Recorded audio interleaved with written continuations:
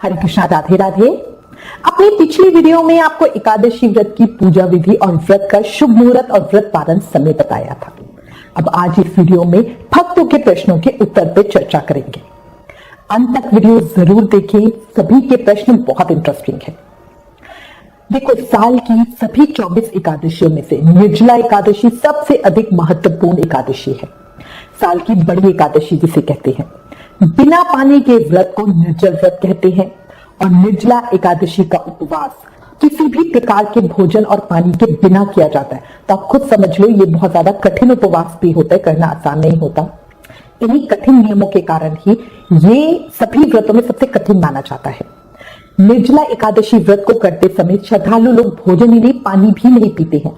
तो एकादशी सूर्योदय से द्वादशी सूर्योदय तक आपको बिल्कुल कुछ खाना पीना नहीं है। जो श्रद्धालु साल की सभी 24 एकादशियों का उपवास करने में सक्षम नहीं है, उन्हें केवल निर्जला एकादशी का व्रत करने से पूरे सभी एकादशियों के व्रत का फल मिल जाता है। तो आपको सोचना कितनी ज्यादा पुण्यदायी और फलकारी एकादशी है। अब भक्तों के प्रश्नों की चर्चा करते हैं। एक कृष्णा जी ने पूछा है कि फैमिली व्रत नहीं रखने देती, क्या करें। देखो, मैं समझ सकती हूँ ये स्थिति, आपका भाव और उन लोगों की फीलिंग भी समझ सकती हूँ। उन्हें लगता है आप कहीं बीमार ना हो जाए, आप शायद कर नहीं पाएंगे। इस तरह के फैमिली परिवार वालों को आना स्वाभाविक है। अगर निर्जल व्रत ना करो तो फलहार से व्रत कर लो, पर व्रत छोड़ना नहीं। बहुत ज्यादा फलकारी दिन है, इसका जरूर उपयोग करना। अगले प्रश्न में दिव्यांश गुप्ता जी ने पूछा है कि क्या बच्चे एकादशी का व्रत कर सकते हैं। बिल्कुल कर सकते हैं। हमारे शास्त्रों में विधान है कि 8 साल से 80 साल तक सबको व्रत करना चाहिए। अगर आप निर्जल व्रत ना कर पाओ तो अपने शरीर के हिसाब से लिक्विड पीकर व्रत कर सकते हो या फलाहार से व्रत कर लो। एक सागर जी और प्रज्वल चौधरी जी ने पूछा है कि जो लोग दूसरी एकादशी का व्रत नहीं करते, क्या वो सिर्फ निर्जल एकादशी व्रत कर सकते हैं, क्या इसका उद्यापन करना होगा। मतलब उन्होंने पूछा है कि वो साल की और किसी एकादशी का व्रत नहीं करते, तो क्या वो सिर्फ निर्जल एकादशी का व्रत कर ले। जी बिल्कुल कर लो। सभी को निर्जला एकादशी का व्रत करना ही चाहिए। ये साल की बड़ी एकादशी है। बहुत से लोग हर साल सिर्फ निर्जला एकादशी का ही व्रत करते हैं, क्योंकि ये साल की बड़ी एकादशी है और इसका फल है कि साल की सभी एकादशियों के व्रत का फल मिल जाता है सिर्फ एक व्रत करने से। तो बहुत से लोग ऐसा करते हैं। इसका उद्यापन, जैसे हम एकादशी व्रत का उद्यापन बड़े विस्तार रूप में करते हैं ना, वैसे नहीं करते हैं। बुढ़ापे में जब व्रत ना रखा जाए तब छोटी पूजा के साथ या दान दक्षिणा के साथ भी व्रत का उद्यापन कर सकते हैं। देखो, या तो व्रत करते करते ही इंसान दुनिया से अलविदा हो जाए तो उद्यापन नहीं होता। उद्यापन सिर्फ उस सूरत में होता है जब हम कहते हैं कि अब और व्रत नहीं रखा जा रहा। एक प्रश्न आया है, निर्जला एकादशी वाले दिन हम निर्जल व्रत रखते हैं और आपके कहे अनुसार उस दिन सुबह से कुल्ला करके मुंह साफ करते हैं, पर अगले दिन द्वादशी को क्या करें। उस दिन ब्रश करते समय पानी मुंह में जाएगा तो इससे व्रत खंडित तो नहीं होगा। देखो, याद रखना, निर्जला एकादशी व्रत का पूर्ण फल हमें तभी मिलता है जब हम निर्जला एकादशी के दिन सूर्य उदय से लेकर अगले दिन द्वादशी तिथि के सूर्य उदय तक पानी खाना कुछ नहीं लेते। पर इस नियम में मुंह साफ करने और स्नान में पानी इस्तेमाल करने से व्रत खंडित नहीं होता, ऐसा विधान है। द्वादशी को भी हमें ब्रश नहीं करना चाहिए, स्पेशली जो आजकल पेस्ट मिलते हैं ना, इसमें नमक वगैरह और चीजें मिली होती है। एकादशी व्रत में कुल्ला यानी मुंह साफ करने के लिए 6 मासे जल यानी 5.5 ग्राम पानी का प्रयोग बताया हुआ है। यही हम द्वादशी को भी कर सकते हैं। एक प्रश्न, एकादशी व्रत में सुबह जब हम हाथ में जल लेकर संकल्प करें, उस समय कितने पैसे दक्षिणा के रूप में रखें। देखो, ये पूरी तरह से आपके ऊपर है, आप कितनी दक्षिणा देने चाहते हो, ये आपकी मर्जी है, आपकी स्थिति है, आप कितने सामर्थ्य है। आप 5 रुपए, 11 रुपए, 21, 51, 101, 500, जितनी आपकी सामर्थ्य हो उस हिसाब से पैसे रख सकते हैं और संकल्प ले सकते हैं। पूजा के बाद ये पैसे ब्राह्मण को ही दिए जाते हैं। एक प्रश्न, हमारा तो निर्जल व्रत है तो कान्हा जी को भोग लगाएं या नहीं। देखो, हमारा निर्जल व्रत है, कान्हा जी का नहीं। कान्हा जी का तो उनके रूटीन के हिसाब से हम जो भोग लगाते हैं वैसे ही लगाएंगे। आप चाहें तो उन्हें अन्न का भोग लगा सकते हैं या फलाहार का, पूरी तरह आपकी मर्जी है। कान्हा जी पर किसी प्रकार की कोई रिस्ट्रिक्शंस नहीं होती। देखो, अच्छा फल कमाने की हमें जरूरत है, कान्हा जी को नहीं। एक प्रश्न, निर्जल व्रत में क्या थूक निगल सकते हैं। ये प्रश्न मुझसे हर बार पूछा जाता है। देखो, शास्त्रों में ऐसा नहीं लिखा कि निर्जल व्रत करके अगर हम थूक निगल लेंगे तो हमारा व्रत खंडित हो जाएगा। मुझे पर्सनली ऐसा लगता है कि ये हर किसी की अपने शरीर और अपने सामर्थ्य के हिसाब से होता है।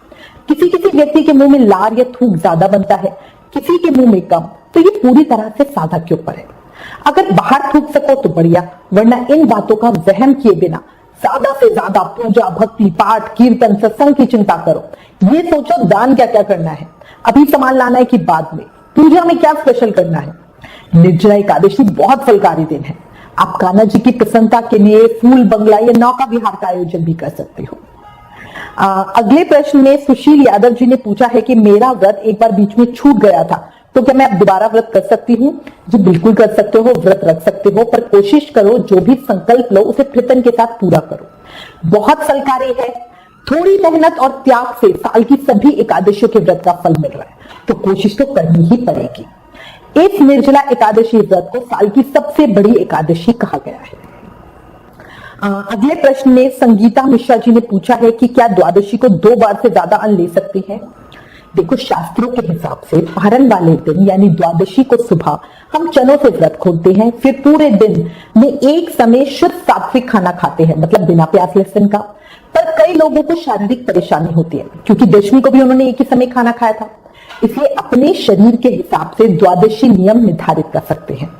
पर याद रखना, अपने शरीर के हिसाब से चाहे एक बार खाना खाओ या 2 बार, पर ऐसा मत करना कि बार बार ही कुछ खाए जा रहे हो। जैसे नॉर्मल दिनों में क्या होता है, हम ब्रेकफास्ट खा रहे हैं, अगर मान लो कुछ सामने बचा हुआ है, बच्चों ने छोड़ दिया या कुछ चीज पड़ी हुई है तो उसे उठा के हम खा लेते हैं, पर ऐसा हम द्वादशी को नहीं करेंगे, उस दिन भी संयम के साथ रहेंगे। झलक खंडेलवाल जी ने पूछा है कि जब निर्जल व्रत रखते हैं तब अगले दिन क्या खाना चाहिए? देखो, एकादशी वाले दिन सुबह सूर्योदय से लेकर द्वादशी को सूर्योदय तक निर्जल व्रत करेंगे। द्वादशी को अपने व्रत का पारण मतलब व्रत खोलेंगे। इसकी पूरी विधि पहले ही वीडियो में बता चुकी हूं, उन वीडियो का लिंक नीचे डिस्क्रिप्शन में है। फिर भगवान के चरणामृत तुलसी दल से व्रत खोलेंगे। व्रत खोलने के बाद हमें ध्यान रखना है कि कुछ भारी तला हुआ नहीं खाना, पानी भी एकदम से ज्यादा ना पिए। ज्यादातर लोग गलती क्या करते हैं, जैसे ही व्रत खोलते हैं प्यास बहुत लगती है और वो ढेर सारा पानी एक साथ पी जाते हैं, जिससे उन्हें पेट दर्द, भारीपन, गैस आदि की परेशानी हो जाती है। इसलिए हमेशा सिप सिप करके, मतलब जैसे चाय पीते ना, एक घूंट लिया फिर रुके, एक घूंट लिया रुके, इस तरह करके पानी पीना चाहिए। थोड़ा थोड़ा लिक्विड ले, भोजन भी हल्का ले, एकदम भारी ना खाए। निहारिका वर्मा जी ने पूछा है कि एकादशी व्रत का उद्यापन विधि बताएं। मैं अपनी सासू मां की गलती के लिए व्रत रखा था, तो कब करे उद्यापन और विधि क्या है? देखो, मुझे लगता है आपका प्रश्न अधूरा है। पहले आप ये बताओ, आपने किस संकल्प से व्रत किया है, कितने व्रत किए हैं? जब आपने व्रत शुरू किया तो व्रत का संकल्प लिया होगा, उसमें आपने क्या बोला था, कितने व्रत करोगे? उसी के आधार पर उद्यापन कब करे ये आप निश्चित करोगे। आपने जो भी संकल्प लिया था उसके अनुसार व्रत करो। फिर व्रत का उद्यापन किसी ब्राह्मण से करवाएं, वो घर में पूजा करते हैं ताकि व्रत का पूर्ण फल आपको मिल सके। हरि वर्मा जी ने पूछा है, निर्जल व्रत एकादशी सुबह 4 बजे से अगले दिन सुबह 4 बजे तक होता है, उसके बाद पानी पी सकते हैं? देखो, अगले दिन सुबह व्रत खोलने का जो समय होता है उसके अनुसार ही व्रत खोलेंगे। ऐसा नहीं कि द्वादशी की सुबह 4 बजे और मैंने फटाफट पानी पी लिया, ऐसा नहीं करना है। हर एकादशी पर व्रत खोलने का समय अलग अलग होता है। निर्जला एकादशी पूजा विधि और व्रत के शुभ मुहूर्त पर हमारी एक वीडियो है, उस वीडियो का नीचे लिंक डिस्क्रिप्शन में दिया है, वो वीडियो देखें और उसमें बताए टाइम के अनुसार ही व्रत खोलें। व्रत कैसे खोले, मतलब पारण कैसे करें, इस वीडियो का लिंक भी डिस्क्रिप्शन में है। कभी ऐसा ना करें कि घड़ी में टाइम देखें और फिर अपने आप ही व्रत खोलकर पानी पी ले, ये गलत होगा। इसके एक तरीका होता है, इसकी एक विधि है, उसको फॉलो करें। शुभम ठाकुर जी ने पूछा है, क्या सिर्फ निर्जला एकादशी पर ही निर्जल व्रत करना चाहिए? नहीं जी, शास्त्रों में विधान है कि हमें सभी एकादशी व्रत निर्जल रखने चाहिए, पर जैसा कि कलयुग है, लोगों के शरीरों में जान नहीं है, बिना खाना खाए व्रत करना बहुत मुश्किल होता है। ऐसे में बिना पानी पीकर व्रत करना तो बहुत ही कम लोग कर पाते हैं। इसलिए लोगों को सुविधा दी गई है कि चलो आप व्रत दूध, लस्सी, जूस आदि पीकर कर लो, साल में कम से कम सिर्फ एक निर्जला एकादशी का व्रत कर लो, तो ये सिर्फ आपके लिए है। शिवानी चावला जी ने प्रश्न किया है कि मुझसे व्रत नहीं हो पाएगा, क्या करूं? नहीं रखूं तो पाप तो नहीं चढ़ेगा? नहीं, बिल्कुल पाप नहीं चढ़ेगा, पर अगर रखोगे तो पुण्य बहुत मिलेगा। कोशिश करो साल में कम से कम एक व्रत तो निर्जल जरूर कर लो, साल की सभी एकादशी करने का पुण्य फल मिल जाएगा। याद रखना, एकादशी पर अन्न खाने से पाप मिलता है। नेक्स्ट प्रश्न में मनीषा गुप्ता जी ने पूछा है कि मैंने लास्ट ईयर निर्जल व्रत में सिर्फ चाय पी थी, फ्रूट खाए थे, पर पानी नहीं पिया था, क्या मुझे व्रत का फल मिलेगा? इसी में हमारे पास और भी प्रश्न आए हैं। निर्जला एकादशी व्रत में मैं निर्जल व्रत करूंगी, इस व्रत में पानी नहीं पी सकते पर क्या चाय पी सकते हैं, या एकादशी व्रत में जल नहीं ग्रहण करेंगे, शाम को फलाहार कर सकते हैं।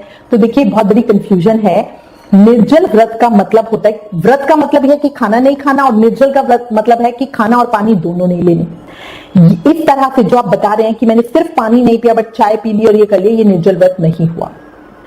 व्रत का मतलब है कुछ नहीं खाना, इसमें हम अन्न और नमक का त्याग करते हैं। निर्जल व्रत में हम पानी का भी त्याग कर देते हैं। तो इसका मतलब हुआ हमारे शरीर में सांस यानी ऑक्सीजन जो हवा होती है उसके अलावा कुछ भी अंदर नहीं जाना चाहिए। सिर्फ पानी ना पियो, चाय पी लो, ये निर्जल व्रत नहीं हुआ। चाय भी तो पानी से ही बनती है। आपको एकादशी व्रत का फल मिलेगा पर निर्जल व्रत का फल नहीं मिलेगा। दूसरी बात देखो, भक्ति में चाय मना करी गई है, पर अगर रोज बिना चाय के नहीं रह सकते तो कम से कम व्रत वाले दिन बिल्कुल चाय मत पियो।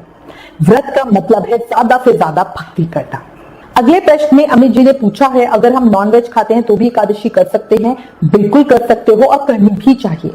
याद रखना, दशमी, एकादशी और द्वादशी इन 3 दिनों में नॉनवेज, प्याज, लहसुन खाना बिल्कुल मना होता है।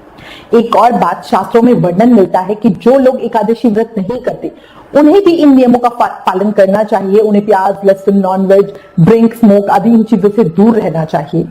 एकादशी वाले दिन किए गए किसी भी कर्म का फल हमें कई गुना होकर मिलता है। अगला प्रश्न, एकादशी वाले दिन तुलसी में जल डाले कि नहीं? नहीं, एकादशी वाले दिन तुलसी महारानी को जल अर्पित नहीं करते। आप पूजा कर सकते हो, दीप प्रज्वलित कर सकते हो, प्रार्थना आरती कर सकते हो, पर जल चढ़ाना और तुलसी दल तोड़ना निषिद्ध है। इस विषय पर हमारे चैनल में एक डिटेल वीडियो है, उस वीडियो का लिंक डिस्क्रिप्शन में है, प्लीज वो देखिए। तुलसी महारानी के विषय में और बहुत सी जानकारी मिलेगी। सोनी जी ने कहा कि मैंने दिन छिपने पर 1 स्पून पानी पिया था, क्या ये निर्जल व्रत माना जाएगा? नहीं, ये निर्जल व्रत नहीं हुआ। चाहे 1 स्पून पानी पियो या 1 गिलास, बात एक ही है। निर्जल व्रत हमारा एकादशी सूर्योदय से लेकर द्वादशी को सूर्योदय तक होता है। इस समय के बीच में 1 बूंद पानी भी हम अंदर नहीं लेते हैं। पारण के समय चरणामृत या गंगा जल पीकर फिर हम व्रत खोलते हैं। लवली जी ने पूछा है कि एकादशी व्रत में दिन में सो सकते हैं, और अगर रात्रि जागरण ना कर सके तो क्या रात को भी सो जाएं? देखो, एकादशी वाला दिन बहुत ही महान फलकारी दिन होता है। इस दिन हमें ज्यादा से ज्यादा नाम जाप, माला जाप करनी चाहिए, भागवत और गीता का पाठ करना चाहिए, भजन कीर्तन सत्संग करना चाहिए। याद रखो, एकादशी पर किए हुए किसी भी कर्म का फल हमें कई हजार गुना होकर मिलता है। पुण्य कर्म करोगे उसका भी 1000 गुना, और पाप कर्म करोगे तो उसका भी। दूसरी बात, हम अधिक से अधिक पुण्य कर्म कर सके, इसीलिए कहा जाता है कि दिन में सोकर अपना दिन खराब मत करो। तभी एकादशी वाले दिन ना दिन में सोते हैं ना रात में सोते हैं। रात में रात्रि जागरण का विशेष महत्व होता है, उसका विशेष फल होता है। अगला प्रश्न आया है, लेडीज महिलाएं कैसे व्रत करें? देखो, प्रेगनेंसी में हमेशा एक रूल याद रखो, -9+2। अब इसका मतलब है 9 महीने गर्भ के और पहले 2 साल बच्चे की केयर साक्षात कान्हा जी की सेवा मानी जाती है।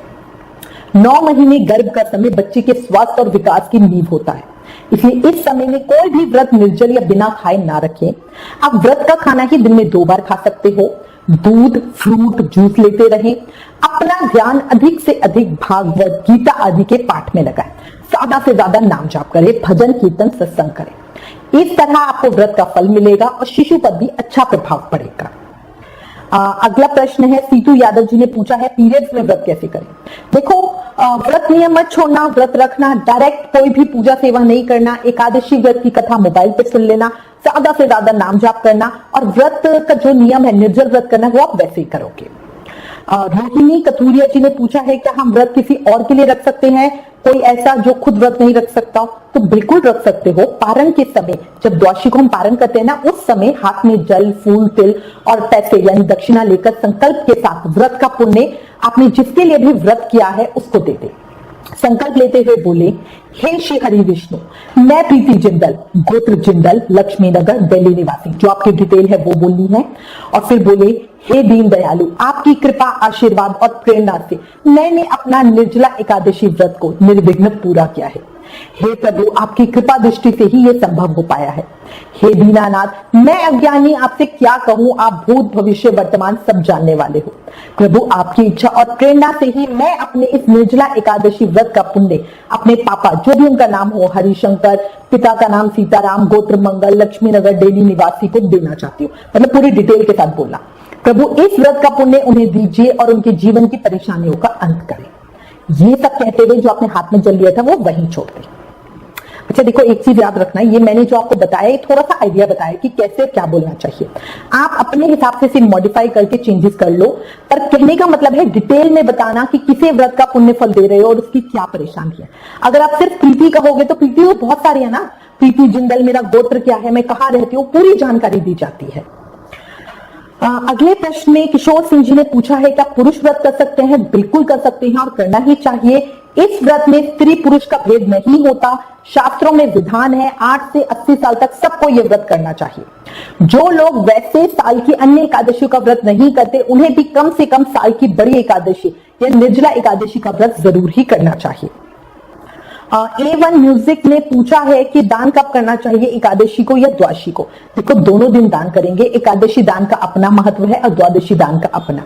आप ऐसा कर सकते हो कि जो भी चीज आप दान देना चाहते हो वो थोड़ी थोड़ी दोनों दिन दान करो, पर दान दोनों दिन करना। रिया कुमारी जी ने पूछा है, दशमी की रात 12 बजे के बाद पानी पी सकते हैं? इसी में एक प्रश्न अर्पिता जी ने पूछा है, क्या हम एकादशी को सुबह जल्दी 3 बजे पानी पी सकते हैं, इसके बाद व्रत चालू कर ले? जी, पी सकते हैं। एकादशी निर्जल व्रत हमारा सूर्योदय से लेकर द्वादशी सूर्योदय तक होता है। अपनी दूसरी वीडियो जिसमें आपको निर्जला एकादशी व्रत की पूजा विधि बताई है, उसमें शुभ मुहूर्त, सूर्योदय का समय और ब्रह्म मुहूर्त समय भी बताया है। उसके अनुसार ब्रह्म मुहूर्त शुरू होने से पहले तक आप पानी पी सकते हो। जब ब्रह्म मुहूर्त शुरू हो रहा उसके बाद ना पिए। अगले प्रश्न में सीमा शुक्ला जी ने पूछा है, क्या पानी पीकर व्रत कर सकते हैं अगर निर्जल व्रत नहीं कर पा रहे? देखो, अगर किसी भी कारण से शारीरिक परेशानी से निर्जल व्रत नहीं कर पा रहे हो तो पानी पीकर व्रत कर लो, पर व्रत जरूर करो ना। से हाँ, कुछ तो शुभ होगा। निर्जला एकादशी साल की बड़ी एकादशी, पर जो साधक निर्जल व्रत नहीं कर सकते वो कोशिश करें और सिर्फ लिक्विड से व्रत कर ले, फलाहार ना खाएं। इस तरह आपका लिक्विड व्रत हो जाएगा। एक प्रश्न में, साल की सभी एकादशियों का व्रत एक समय फलाहार के साथ करती हूँ, तो फिर तो हमें निर्जल व्रत करने की जरूरत नहीं है। देखो, निर्जल व्रत करने का अपना महत्व और महाफल है। आप साल की सभी एकादशियों का व्रत करते हो, ये बहुत अच्छी बात है, पर कोशिश करके ये एक अकेला निर्जल व्रत कर लो ताकि आपको महाफल मिल सके। वो कहते हैं ना, बोनस मिला है, इस तरह से। निखिल वशिष्ठ जी ने पूछा है कि एकादशी पर चावल तो निषिद्ध होता है, तो संकल्प करते हुए हाथ में क्या ले? देखो, एकादशी व्रत में जब हम संकल्प लेते हैं तब हाथ में जल, फूल, तिल और पैसे रखते हैं। मैं उम्मीद करती हूँ इस वीडियो में आपके सभी प्रश्नों के उत्तर दे दिए। अगर अभी भी कोई प्रश्न बचा हो तो प्लीज हमें लिखें। एकादशी से संबंधित सभी वीडियो के लिंक डिस्क्रिप्शन में है, जैसे एकादशी पर तिल से हवन कैसे करें, पारण करने की विधि क्या है, विष्णु सहस्त्र नाम पाठ, विष्णु चालीसा, नारायण स्तोत्र, पाप कशमन स्तोत्र, इन सभी के वीडियोस का लिंक नीचे डिस्क्रिप्शन में दिया। प्लीज ये वीडियोस भी जरूर देखें, ज्ञान बांटने से बढ़ता है, इसलिए इस वीडियो को ज्यादा से ज्यादा शेयर करें। Please like, share and subscribe. Thank you. Hare Krishna.